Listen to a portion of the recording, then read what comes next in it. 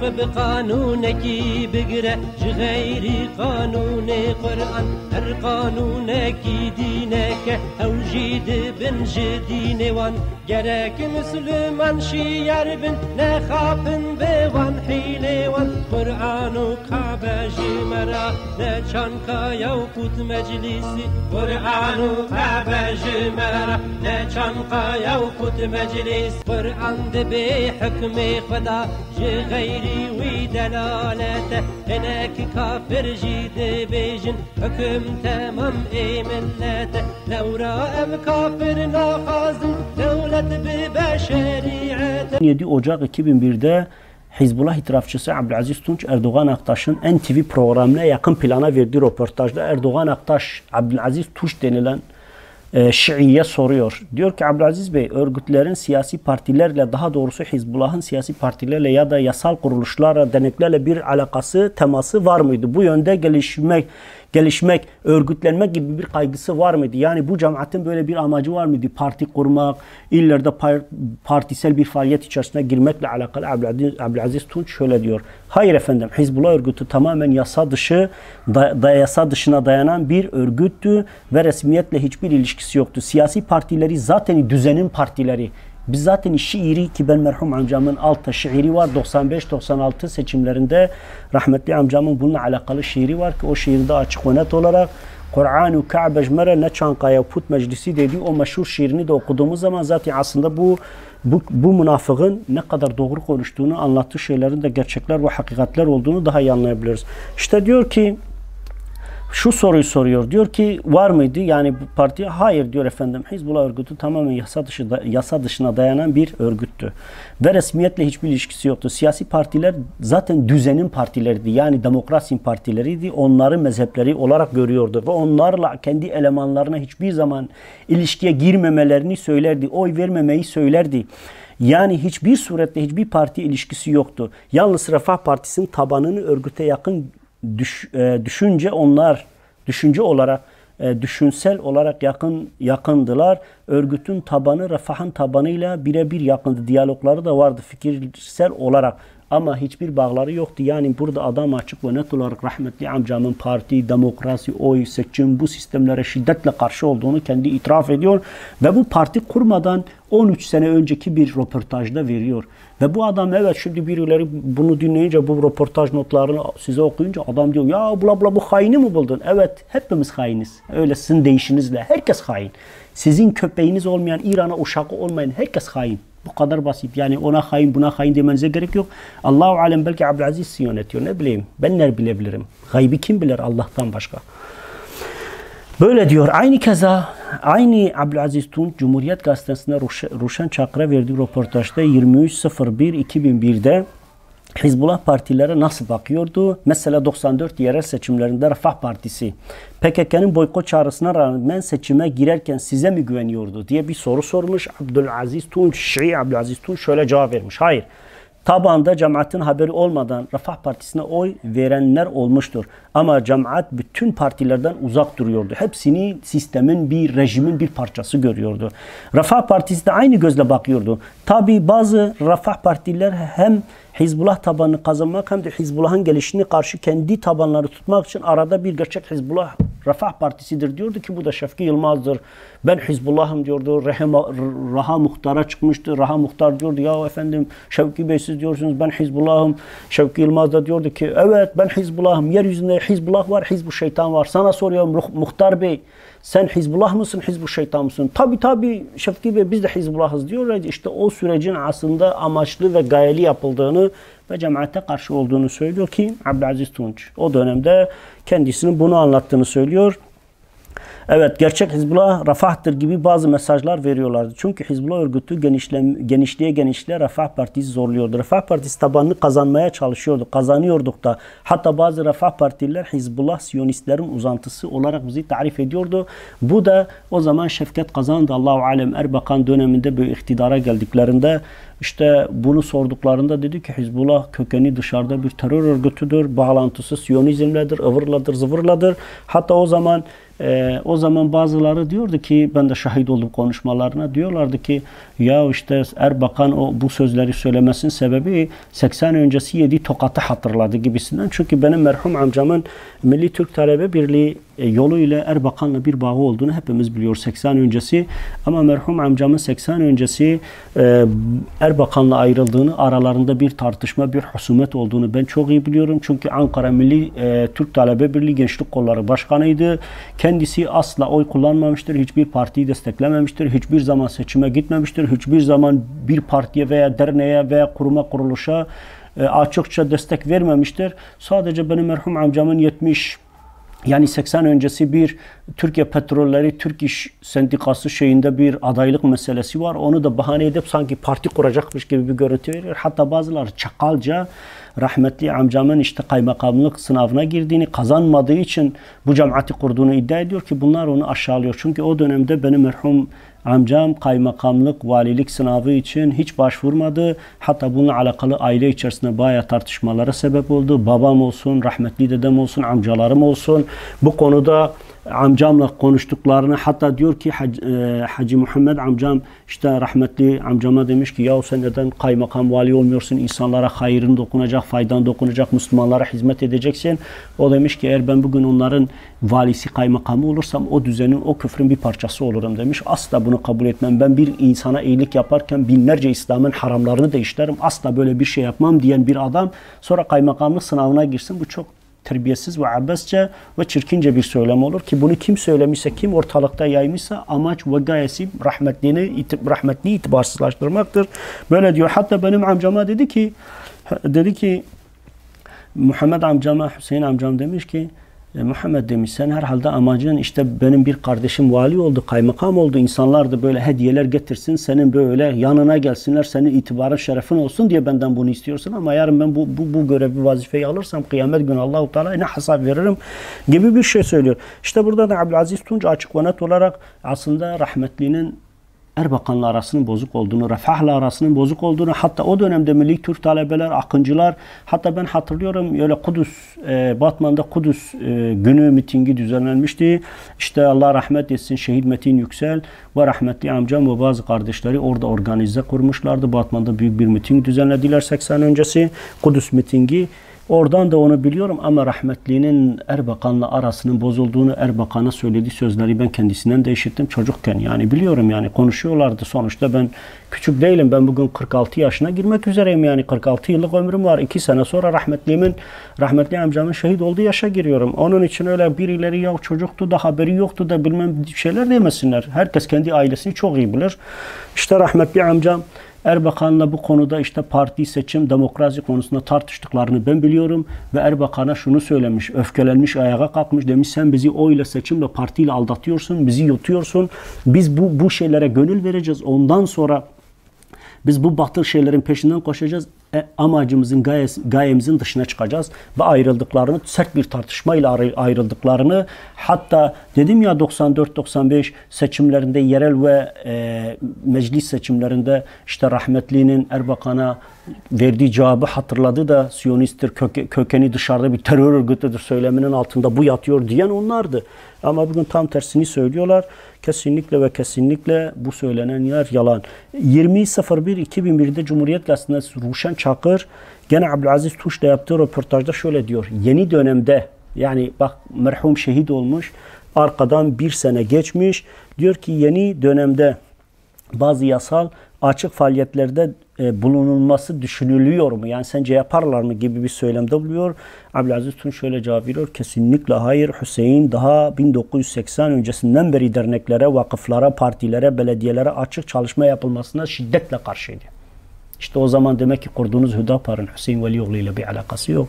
Kalkıp onu davası gibi gösterip ama sadece senede 10 dakika onu hatırlayıp Rehber TV'de bir alt yazıyla geçirip işte şehit Rehber 17 Ocak'ta şehit oldu. Sıradan insanlar kabrine gidiyor ama onun öğrencisi olduğunu söyleyen gidip kapalı kapılar altında kadınlara vaaz nasihat edip 4 saat Hüseyin Velioğlu'ndan bahsederken 10 dakika onu anmayıp onun yanında kahramanlıklarını anlatan çakalların hiç rahmetlinin mezarına ve kabrine ziyaret etmediklerini çok iyi biliyorum. Ve biliyoruz yani. Bundan da hiç şüpheniz olmasın. İşte böyle karşıydı, şiddetle karşı. Kıyam dediğimiz en son başkaldırı aşaması oluncaya kadar, yani devlet İslam oluncaya kadar böyle bir şey asla söz konusu değildi. Zaten 94 mesela bazen böyle sosyal medyada ya 94'te 95'te rahmetliğin emriyle Refah Partisi desteklendi, Batman'da, Diyarbakır'da vesaire öyle laflar var. Hepsi yalan. Ben o dönemde içindeydim. Ben birebir o zaman gelen mesajları da çok iyi hatırlıyorum. Cemaat bütün düzenin partilerine bakışı birdir. Hepsinden aynı mesafede uzaktır. Hepsine de aynı bakışla bakıyor diyerek rahmetli amcam hiçbir partiyi desteklemediklerini ve helal ve meşru görmediğini söylüyor. Ben geçmişte de verdiği sohbetlerde, hatta cezaevlerinde Müslümanların rahmetli amcamın risalelerinde okudu ki o zaman içeride olup da onun demokrasiye, laikliğe veya partiye, oya, seçime bakış açısını çok iyi bilen insanlar var. Hepsi de konuşabilir ama kimse konuşmuyorsa onların sorunudur. Kıyamet günü onlar da hesabını verecek. Ama rahmetli amcamın 94 ve 95 yerel seçimlerinde cemaatin manifestosu olarak, yani partiye, demokrasiye, oya bakışını açıklayan en güzel şey kendi yayın organı olan ve cemaatin tek düşünce sistemi olan kasetlerdi. O kasetlerin birinde Şehit Rehber Hüseyin Velioğlu'nun manifestosu, laiklik, demokrasi, oy, parti, batıl dinler hakkında görüşleriyle ilgili meşhur şiiri 95 seçimlerinden önce bu parça yayınlanarak cemaatin oy kullanmaya, parti kurmaya ve partilere oy verip düzen partileri desteklemeye bakışını net olarak ortaya koymuş. 1979'lara gitmeye hiç gerek yok. O şiir yetiyor. 27 Mart 1994, 24 Aralık 95'te Rehber'in son dönemde görüşlerine bakalım. Mizgin-i İslam 4 Ey Müslüman. Şiir ona aittir. Çünkü o dönemde rahmetlinin kendi şiiridir. Ve rahmetlinin oy, demokrasi, partiye bakışıyla alakalı görüş ve içtihadıdır diye bize o zaman da cemaatin notu gelmişti. Burada da şunu okumak istiyorum. Bakın şiirin Kürtçe ve Türkçe tercümesini şiirsel olarak okuyacağım. Siz de dinleyin bakayım. Acaba Refah'a oy vermişler mi? Çünkü bu kaset çıktığında daha parti süreci ve seçim süreci girmişti. Ve hatta Abdülaziz Tunç kendi de diyor, bazıları kendi kafasından oy vermiş olabilir ama cemaat şiddetle onlara karşıydı. Bunu da açık ve net olarak dile getirmiş. Ey Müslüman be hasine, ey Müslüman iyi dinle. Çava bi av nabe masi, nasıl ki susuz yaşamaz balık. Ne biti kanuna yakkat ne bi İslam'ı be halası. Hiçbir kanunla kurtuluş gelmez, ancak İslam anayasasıyla gelirse kurtuluş. Ego insan hamudana ev ilah em abdevine, o ki insanları hepsini yarattı, o ilahın biz kullarıyız. Em nebin abdi layıklık, komünizm ve demokrasi. Biz layıklık, komünizm ve demokrasiye kul olmayalım. Ki bir kanuneki bigrej gayri kanuni Kur'an. Kim bir kanuna tabi olursa, bu Kur'an Allah'ın kanunu dışındaysa, demokrasi, layıklık, sosyalizm gibi, her kanuneki dineke evcid bin dinevan. Her kanun, hukuk bir dindir ve her kim hangi kanun ve hukuku destekliyorsa o da o dine mensuptur diyor. Evcid bin dinevan. Gerek Müslüman şiar bin, ne hapın bi hilevan. Gerek Müslümanlar çok uyanık olmalıdır ve onların hile ve destelerine kanmamalıdır. Her kanuneki, evet, gerek Müslüman şiar bin, ne hapın bi hilevan. Kur'an-ı Kabe cmeren, ne Çankaya ve Put Meclisi. Kur'an ve Kabe bize yeter. Çankaya ve Put Meclisi'ni istemiyoruz. Buradaki Put Meclisi Türkiye Büyük Millet Meclisi'dir. Oraya oy vermek, onu desteklemek, orada parti sokmaktır. Dün bunu söyleyenler bugün o puthaneye girmek için mücadele veriyorlar. Oylara giriyorlar. Hazreti Ömer'in adaletinden, şeriatından dem vurup konuşuyorlar. Devamında ne diyor? Kur'an'da bir hükmü hudaş gayri vi dalalette. Kur'an diyor ki Allah'ın kanunu dışındaki her hukuk, layıklık, demokrasi hepsi batıldır. Adamlar seçime girmeden önce işte yeni anayasa yapalım dediğinde, bugün bu şiiri geçmişte söyleyenler sonra ne dediler? Yetmez ama evet. Yani biz Allah'ın şeriatı dışında bir kanuna evet diyoruz, onay veriyoruz, biz de destekliyoruz dedi ve hepsi gidip evet oyu kullandı. Peki sonuç görüyoruz, ortadadır. Ve gerçekten ben şunu da söyleyeyim. Merhum amcam partinin aslında Müslümanlar için bir tuzak olduğunu söylüyordu. Hem de feraset ve dirayetiyle 1980'larda aradan 30 seneden fazla geçti. Ve bugün gördüğümüz kadarıyla vallahi doğru söylemiş, 40 sene geçti, vallahi doğru söylemiş, billahi doğru söylemiş.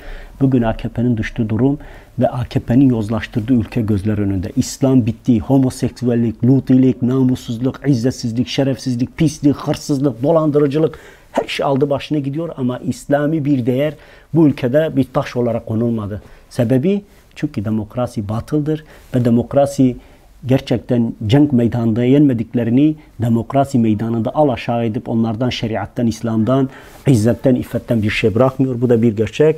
Kur'an'da bir hükmü Hudaj gayri ve delalete, Kur'an diyor ki Allah'ın hükmü haricinde bütün hükümler dalalettir.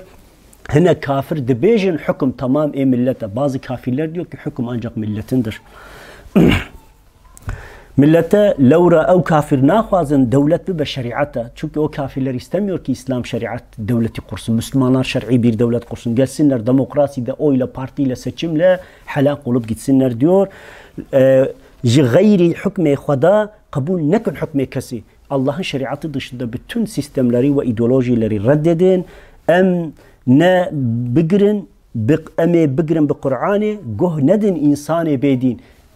Diyor ki biz diyor Kur'an'a sarılacağız, dinsizlere asla aldırış etmeyeceğiz. Evet. Dibe meyxwa bigirin bi Kur'an'ı goh nedin insanı bedin hürmet nekin anıt kabiru gora kafri lenin diyor. Hürmet etmeyin anıt kabire ve leninin kabrine diyor. Hürmet ev hudaye dine batıl hevale şeytan el'im. Onlar batıl dinlerin sahipleri, şeytanın dostlarıdır. Terka kanun evan bikin evan kanun iblisi. Onların kanunlarını terk edin, o şeytani kanunları. Ligora emri huda itaat evan mazına nabe. Allah'ın şeriatına göre bu yöneticilere itaat olmaz. Çava hükme van insana nel gora hükme hudabe. Eğer o insanların getirdiği kanunlar Kur'an kanunları değilse onlara itaat haramdır. Çünkü onlar iblisi kanunlardır diyor. Le ser Müslümana farz le bervan insana rabin. Her Müslüman üzerine farzdır. Bunlara kıyam etmek, bunlara karşı durmak. Da nekhapin bihilevan le ba huda nebnasi. Sakın onların oy demokrasi pususuna, hilesine düşüp Allah katında asilerden olmayın diyor.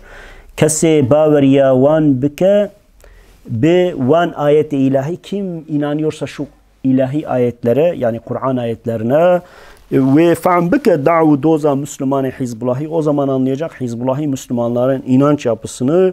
Evan dersu ta'lim ehva emci Kur'an'ı derdixin. Bu bütün anlattığımız, inandığımız menhecimiz, itikadımız, inancımız olan bütün görüşleri biz Kur'an'dan çıkarıyoruz diyor.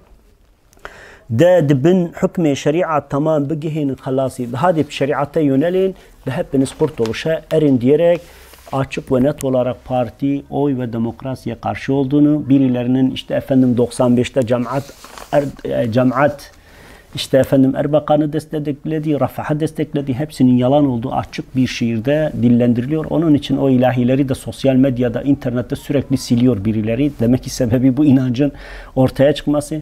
Vallahi ben bu insanların amcamı sevdiğine de inanmıyorum. Bu insanların amcama karşı bir saygısı olduğuna da inanmıyorum. Çünkü sonuçta onlara göre Hüseyin Velioğlu İran'a ihanet etmiştir. Ve Hüseyin Velioğlu katli vaciptir. Hüseyin Velioğlu haindir. Hüseyin Velioğlu öldürülmelidir.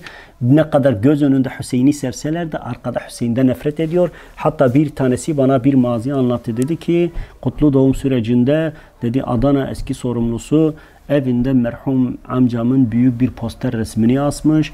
O resmi de kendi misafir odasına asmış. Bazı yöneticileri kendini ehli sünnete nispet edip onun öğrencileri olduğunu söyleyen bazı yöneticiler onun evine gelmiş. Adam diyor ki baktım ki duvardaki o koca resmi gördü. Adamlar yüzleri asıldı, suratları ekşidi. Bana dedi ki bunu niye asmışım? Ben de dedim ki o bizim rehberimizdir. Bizim için çok büyük bir mücadele vermiş. Bizim için can verdi. Bizleri korumak uğruna her şeyini feda etti. Ve bu uğurda şehit oldu. Bizim ona karşı bir vefa borcumuz var. O da diyor ki bana tek bir şey söyledi. Dedi ki indir onun resmini, onun dönemi bitti, onun dönemi geçti. Diyor ben önce şaka olduğunu sanıyordum. Dedim ki yani bunlar espri yapıyor ama diyor bir ay sonra görevden alındım.